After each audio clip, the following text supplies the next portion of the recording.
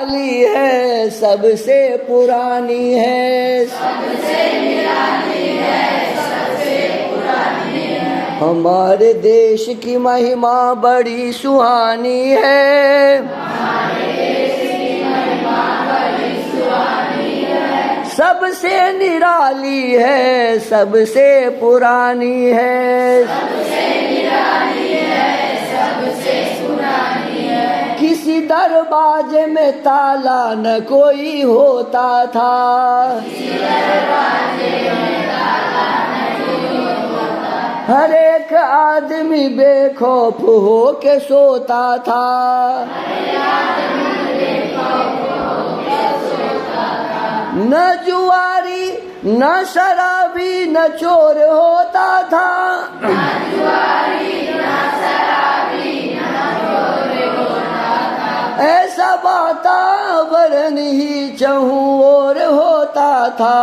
ऐसा वातावरण ही चहुं ओर होता था। हमारे देश की महिमा बड़ी सुहानी है, हमारे देश की महिमा बड़ी सुहानी है। सबसे निराली है, सबसे पुरानी है, सबसे निराली है, सबसे पुरानी। तो इस देश में न जुआरी माने जुआ खेलने वाला कोई नहीं होता था, न शराबी शराब पीने वाला कोई नहीं था, और न चोर, अपने देश में कोई चोर नहीं था। अब देखो आपके घर में माँ है, और सबके तो नहीं लेकिन बहुत कोई का दाई भी होगी, दादी है ना जी, माँ और दादी है ना। माँ का ताला चाबी पेटी अलग है ना, और दादी का ताला चाबी पेटी अलग। अच्छा समझ लो, यदि माँ दादी का पेटी खोल दे तो क्या होगा? हाँ, उस दिन बुढ़िया माँ के पूरे बाल खींच लेंगी, है ना जी। और यदि मान लो यदि माँ ताला खोल दे, माँ या दादी ताला खोल दे माँ वाली, तो माँ भी बुढ़िया को छोड़ेगी है ना। ऐसा इसका मतलब क्या हुआ विचारो? इसका मतलब है जिस देश में कोई चोर उस देश में नहीं, उस घर सब घर घर में क्या हो गया? सास के लिए बहू चोरनी और बहू के लिए अच्छा हुआ या बुरा? पहले से अच्छा हुआ या बुरा? आप बताओ, आपको अच्छा बनाना है या बुरा? अच्छा। अच्छा, तो अच्छा बनाने के लिए पहले क्या करना पड़ेगा? स्वयं ही पहले अच्छा बनना। तो आप लोग अच्छा बनने का उपाय तो जानेंगे तभी न बनेंगे। अभी तो पढ़ लिख करके वही हो रहा है, माँ भी पढ़ी है और दादी भी, और दोनों क्या है? चोरनी है। तो आप लोगों को समझना पड़ेगा ना, आप लोगों को ये समझना पड़ेगा कि आखिर ऐसा क्यों हो रहा है, और ऐसा हो रहा है तो इसमें कोई बात जरूर है ना जी। अब बताइए आप लोग, घूस लेना अच्छा काम है या बुरा? घूस लेना अच्छा काम है या बुरा? बुरा है। अच्छा बताओ, दरोगा साहब घूस लेते हैं कि नहीं? पढ़े हैं कि नहीं? इसका मतलब इनका पढ़ाई दो कौड़ी का भी नहीं है, क्योंकि हम जानते हैं कि ये बुरा काम है। अब बुरा काम जानते हुए भी हम कर रहे हैं, है ना जी। तो विचार करना पड़ेगा ना, नहीं करना चाहिए? विचार करना पड़ेगा। बीडीओ साहब सीओ साहब घूस लेते हैं कि नहीं? और लेते हैं तो ये देश के लिए क्या है जी? गद्दारी है ना। इसका मतलब पढ़े लिखे नहीं है। यदि पढ़े होते तो ऐसा काम नहीं करते। तो आप लोगों को ठीक से पढ़ना पड़ेगा, इसका ये मतलब हुआ ना जी। अभी की पढ़ाई ठीक, क्योंकि यही पढ़ के वो लोग, हम लोग गद्दारी नहीं है। अरे यही पढ़ के तो लोग कर रहे हैं ना सब।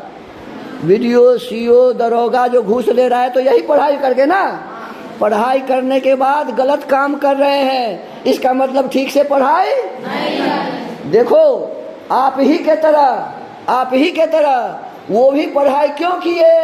नौकरी के लिए। क्यों किए? नौकरी का मतलब आपने कहा कि छोटा, बताया ना, तो छोटा ही आदमी है ना जी। जो घूस लेता है कैसा आदमी है? गलत आदमी है ना जी। तो हमको आपको अब समझ लेना पड़ेगा कि यह पढ़ाई अच्छी नहीं है और पढ़ाई कैसे करना चाहिए वो मैं आपको बताना चाहता हूँ। यदि थोड़ा समय हो और आप सीख लें तो अच्छी बात है। सिखावे कि छोड़ दें? है समय से मन बता दें थोड़ा सा।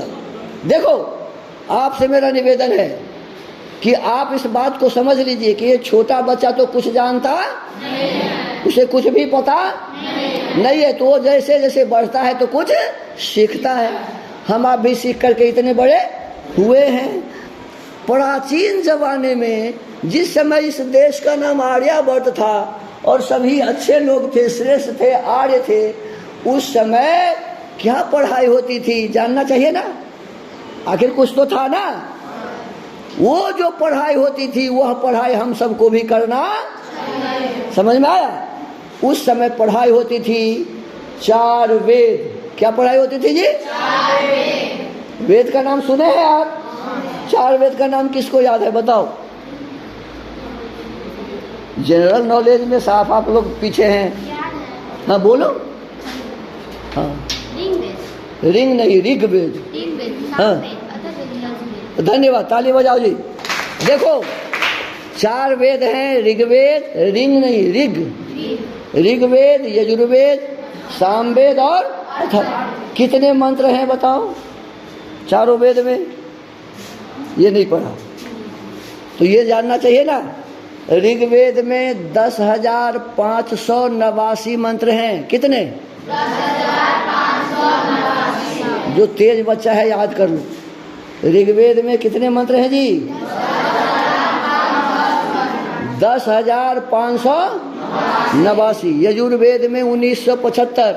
यजुर्वेद में 1975। सामवेद में 1875। सामवेद में और अथर्ववेद में 5,977।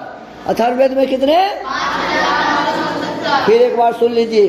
ऋग्वेद में 10,589। ऋग्वेद में 10,589। यजुर्वेद में 1975। यजुर्वेद में 1975। सामवेद में 1875। सामवेद में और अथर्ववेद में 5,977। अथर्ववेद में 5,977। सबको योग कर दो तो हो जाएगा 20,416। कितना होगा? 20,416। ये जो 20,416 मंत्र पढ़ाई होती थी उस समय, उसमें मैं अभी आपको एक मंत्र पढ़ाया। क्या पढ़ाया? आपको पता भी?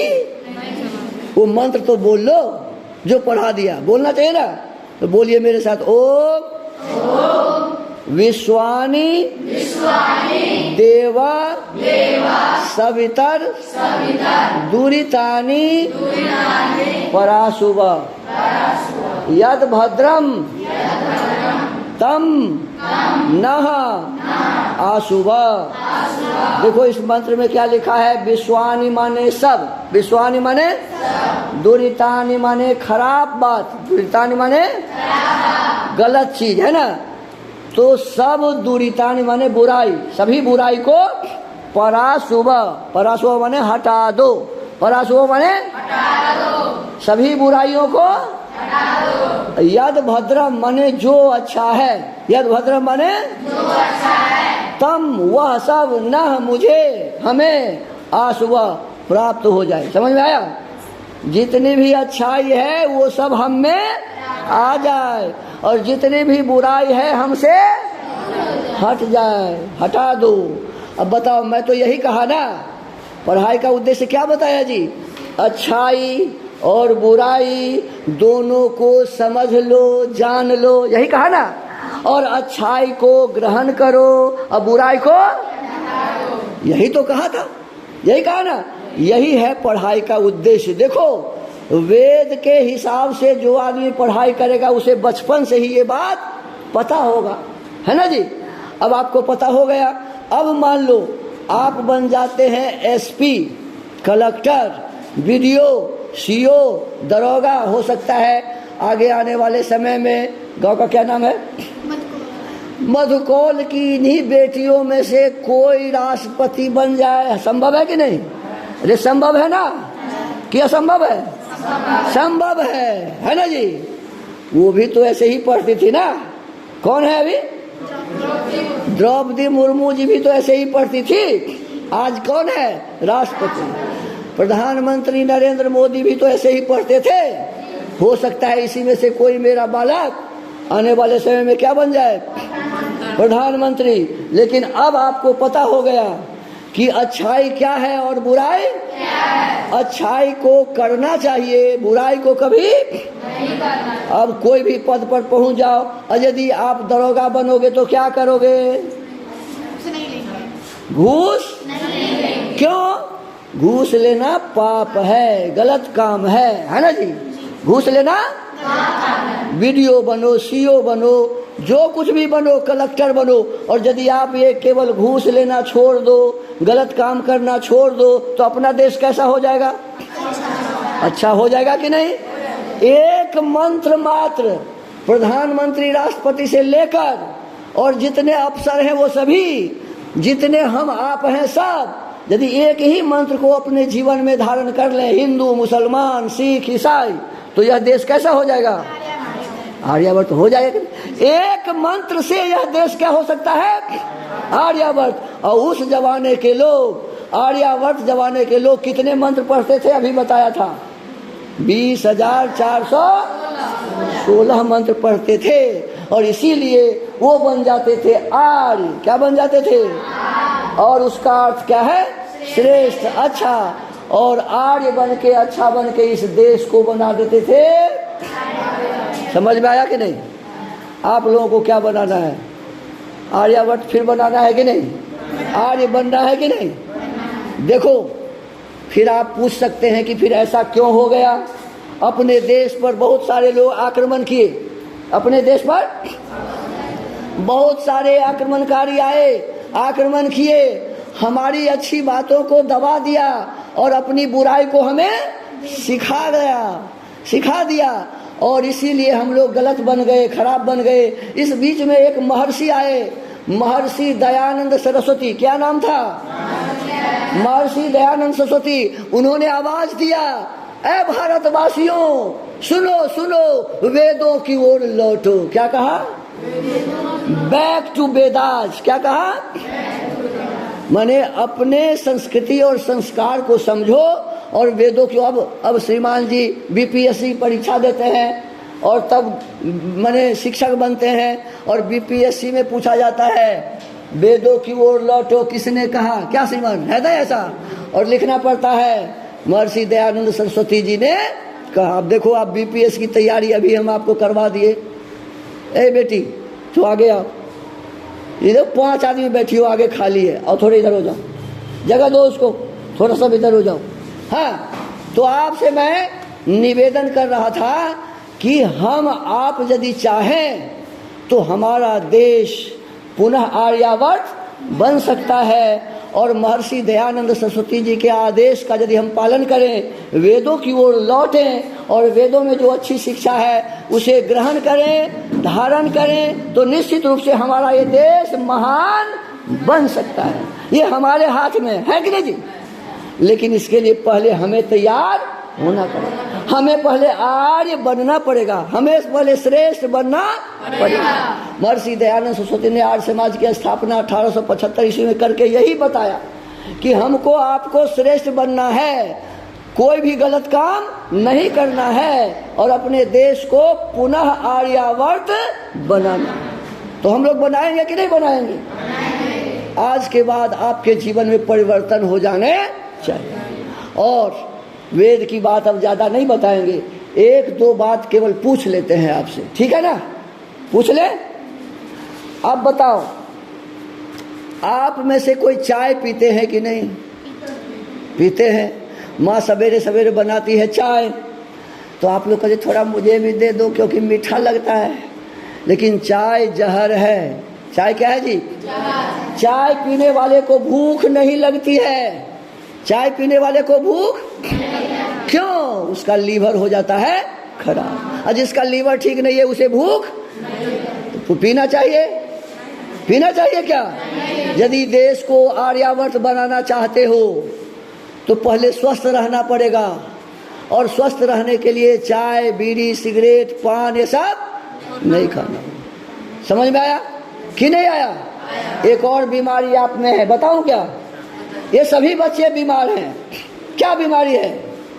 सबसे बड़ी बीमारी ये है, दुर्भाग्य हमारे देश का है, समाज का है। ये जितने बच्चे हैं, आप ही नहीं, जो 6 महीना का बच्चा है वो भी माँ के पास से मोबाइल लेते हैं। आप लोग पिता के पास से क्या लेते हैं जी? और उस मोबाइल में बड़े गौर से देखते रहते हैं। सही बात है कि नहीं है? देखते हैं कि नहीं देखते हैं? और सुनो, मोबाइल ऑल इन वन है। क्या है जी?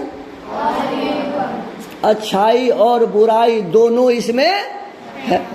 समझ में आया? और आप जैसे बच्चे जिन्हें अभी समझदारी नहीं है, उन्हें अच्छाई देखने में मन और बुराई देखने में खूब लगता है। आपके गांव में एक नाच आ जाए, ऑर्केस्ट्रा, तो देखने में अच्छा लगता है कि नहीं लगता है? सही बोलो। लगता है। सारे लोग भीड़ को देखो, वहाँ पूरे भीड़ लग जाते हैं, और लेकिन वो हमारे लिए अच्छा नहीं है। ऐसे ही ये मोबाइल भी उसके लिए अच्छा नहीं है जिसे अभी समझदारी नहीं। समझ में आया कि नहीं? जिनके पास अभी समझदारी नहीं हुई है उसके लिए अच्छा, और जिसके पास समझदारी है उसके लिए तो ये बहुत बड़ी बात है ना जी। तो आप सबसे मेरा निवेदन है, यदि आप इस देश को अच्छा बनाना चाहते हैं और स्वयं इसके लिए अच्छा बनना चाहते हैं, तो इसका प्रयोग कम से कम करना, समझ में आया कि नहीं? बहुत जरूरी बात है। तो देख लो, लेकिन इसी के पीछे पागल है। माँ कह रही है बेटी खाओ, ए बुढ़िया चुप चुप अभी देखने दे। ऐसे लोग करते हैं। आप यदि इस प्रकार से करेंगे तो सबसे पहले आपका आंख खराब हो जाएगा। क्या हो जाएगा जी? ये जो रोशनी है ना, ये जो रोशनी है हमारे स्वास्थ्य के लिए, आंख के लिए अच्छा नहीं है। हमारे आंख के सुंदर रोशनी को एक खींच करके हमारे आंख को कमजोर बनाता है। और जब हम लोग अपने आंख से ही कमजोर हो जाएंगे तो क्या कर सकेंगे जी? कुछ कर सकेंगे क्या यदि आंख ही नहीं होगा? तो आप समझदार हैं। हमारे समझदार बच्चों को इतना तो समझ होना ही चाहिए कि जिससे हमारे आंख जैसे चीज खराब हो जाएंगे वो काम हम होना चाहिए ना।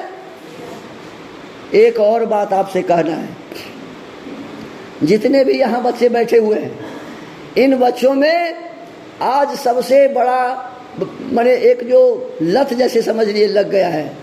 हमारे जितने बच्चे हैं पढ़ाई लिखाई में मन नहीं लगाते हैं, कम लगाते हैं। पढ़ाई लिखाई की इन्हें कोई योजना भी नहीं है। आपके इसमें से बाई चांस किसी को छोड़कर किसी के पास रूटीन नहीं होगा कि मुझे प्रातः काल से लेकर के रात सोने समय तक क्या क्या पढ़ने चाहिए, कितना बजे खाना चाहिए, कितना बजे सोना चाहिए, क्या है? नहीं है ना जी। अब आपके पास रूटीन ही नहीं है तो आपका जीवन अच्छा कैसे बनेगा जी? होना चाहिए ना, होना चाहिए कि नहीं होना चाहिए? ये सो गई क्या बेटी? आपके पास रूटीन होना चाहिए कि नहीं? उस पर से हाथ हटा लो, सीधा होकर बैठो। रूटीन आपके पास होने चाहिए, और वो रूटीन मैं बताना चाहता हूँ। बताऊं? सब नहीं बताऊंगा, वो आपको बनाना पड़ेगा। मैं 2 रूटीन बताऊंगा। एक कहते हैं सोना, एक क्या कहते हैं? सोना। और दूसरा है जगना। दूसरा क्या है? जगना। सोना और जगना जिस बालक को आ जाएगा, जिस बालिका को आ जाएगा, वो सारे काम ठीक से करेंगे। समझ में आया?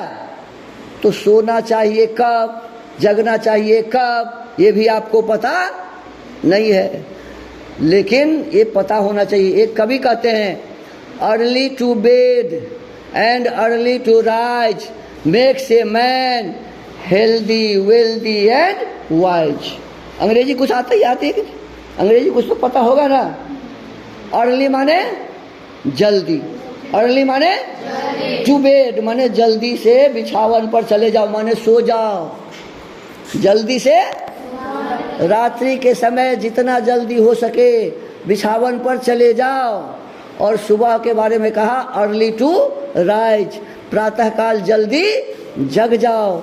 बस ये दो काम जिसे आ गया वह अपने इस जीवन का राजा बन जाएगा, अपने देश का धरोहर बन जाएगा। आप लोगों से मेरा निवेदन है कि इसे आप लोग ठीक कर लीजिए। करेंगे कि नहीं करेंगे? करेंगे। तो देखो, रात में 9 से 10 के बीच में जरूर सो जाओ। कितने बजे? कितने बजे? 9 से 10 के बाद मोबाइल बंद, टीवी बंद, लाइट बंद। समझ में आया कि नहीं? पहले वैसे ही करते थे। पहले माता जी सवेरे बच्चों को जगाती थी, बउआ जगो जगो, अभी पढ़ोगे तो ज्यादा दिमाग में बातें आएगी, याद होगा। लेकिन ये सभी बच्चे क्या करते हैं? जितने आज पढ़ने वाले बच्चे हैं रात में 12 बजे तक जगते हैं, अब भोर में 6-7 बजे तक सोते हैं। ये दोनों हमारे लिए बहुत ही हानिकर है। जो व्यक्ति 9 से 10 के बीच में सो जाएगी और सुबह में 3 से 4 के बीच, कितने बजे? 3 से 4 के बीच जग जाएंगे, उनका जीवन बहुत ही अच्छा बन जाएगा। आप करके तो 3 चीज तो मंगनी में मिलेगा। क्या? हेल्दी, आपका शरीर होगा स्वस्थ। हेल्दी माने स्वस्थ, शरीर आपका होगा स्वस्थ। वेल्दी माने आपके पास धन भी आएगा।